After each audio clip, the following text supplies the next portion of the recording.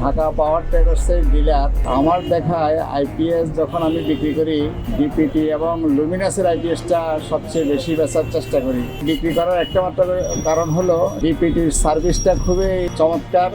যখন তখন তাদেরকে কল করলে সার্ভিস পাওয়া যায় এবং কাস্টমারের কোনো ভোগান্তি হয় না।